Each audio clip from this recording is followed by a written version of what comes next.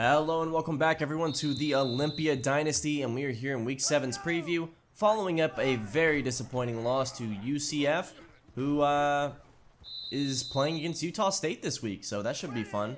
Let's take our first comment here from Texas Chick 23. After this disappointing loss, what will Coach Hunt tell the team heading into the next game? So I've actually gotten to speak with Coach Hunt a little bit, and really what it seems to me is the big focus is defense, first of all.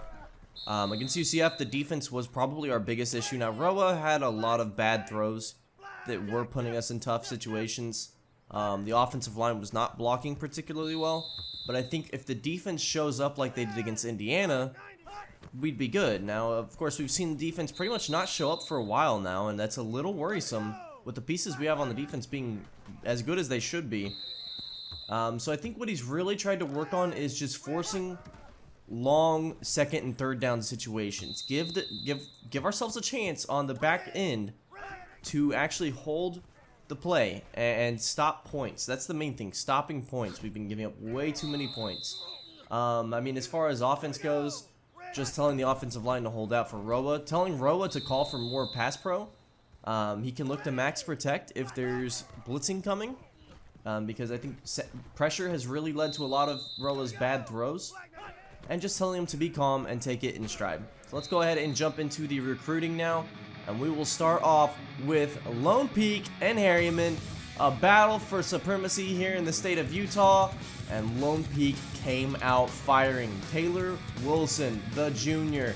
We are excited for this kid. He's not in this year's recruiting class, he's in next year's, and he is the real deal. This game was maybe the biggest stage to prove it on. Running, throwing, I mean, Taylor Wilson did it all. Nice throws here. His line actually held up pretty well for him too. Just look at all this time in the pocket. You give him that much time, he's gonna bomb it on you. Look at that, bam, down the field. Nice deep throw. And Herriman just struggling to find footing in this game. A really big heavyweight battle here. Nice throw by Valentino Martinez, unfortunately dropped. He had a lot of drops from his receivers in this game. Nice run here from Emmett Cole. Emmett Cole had a great game.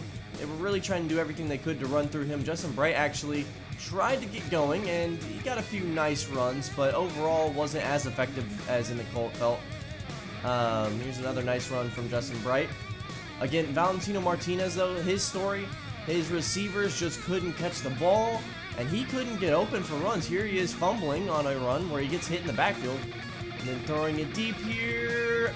Beats Tim Jackson. Tim Jackson we've seen get beat on coverage a lot this year. I do think he's really good here. Jonathan Ryan, though, the best corner in the state of Utah, makes the play, gets the pick. And here it is to seal the game. Taylor Wilson, downfield, got it. One more play here. Wilson for the win. Down the field, caught. And they would score the field goal in the waning seconds as they win 24-21. Taylor Wilson put on a masterclass performance. Valentino Martinez, I thought he played well, but it is what it is. Now let's jump into Northridge versus Timpview, and this was a special game for Eric Cook Jr. Coach Cook for Oklahoma now, our former coach, and his father was actually in attendance for this game, and you better believe it showed. Cook was dotting up Timpview's defense all game long. Northridge finally a chance to score their first win of the season in their division, and they would do just that. Time after time, Cook Jr., look at him, on the run, deep throw on the run. I didn't know he had that kind of arm strength. Now he is considering Olympia. He is considering Utah State as his secondary school at the moment, or primary depending on the week, to follow his father's alma mater. But he is heavily considering Olympia now. They're in the race. And Coach Cook's kid might come here. And I mean, after this game, I want him here as much as possible. This guy was just on fire. You can see every throw he makes is a tough one. 47-14 final score. Cook Jr., 503 yards, 4 touchdowns, 133 running, 2 touchdowns. Here are the standings going into next week. Lone Peak and Bingham sit atop alone.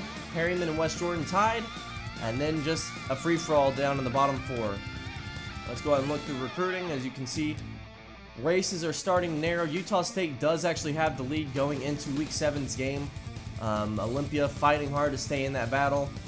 And we'll just see where the cards fall on that. Will he follow his father to his alma mater or go to where his father first coached? Jury is still out on Coach Cook's kid, but I'm excited to see where he goes. Either way, he'll either be a good rival or potentially a starting quarterback. These are all the visits we have scheduled actually going into our next week. A lot of teams coming here for this Kansas game.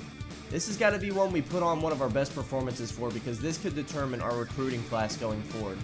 A lot of players coming in. You see Coach Cook's kid is coming in. Razzie Scott Royal's coming in. A lot of guys coming in for this game against Kansas. Speaking of which, the game against Kansas, I think this is a good chance to win. Now Kansas 3-1, but they really aren't as talented as us. I'm not as impressed with their schedule, obviously, as ours. I think we have had a pretty tough schedule. They have pretty much done what they needed to outside of TCU, which weren't expected to be anyway.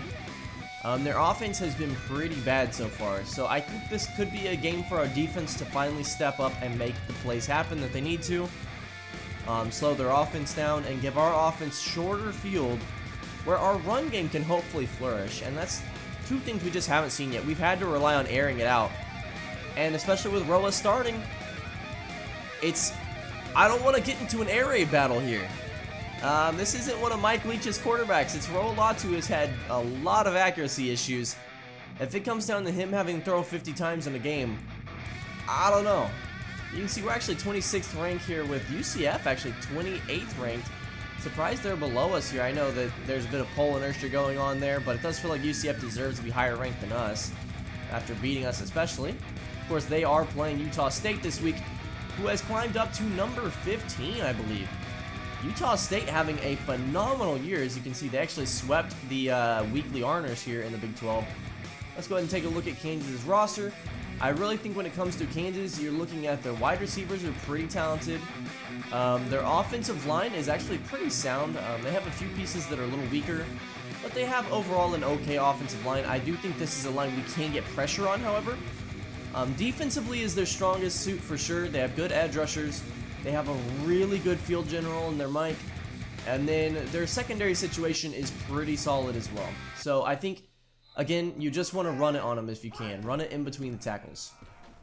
Let's go ahead and finish out with some more practice here going into the final bit of the preview for next week. And this team's got to get back on track. They've got to find a way to be stout on defense, to make the throws they need to with Roa.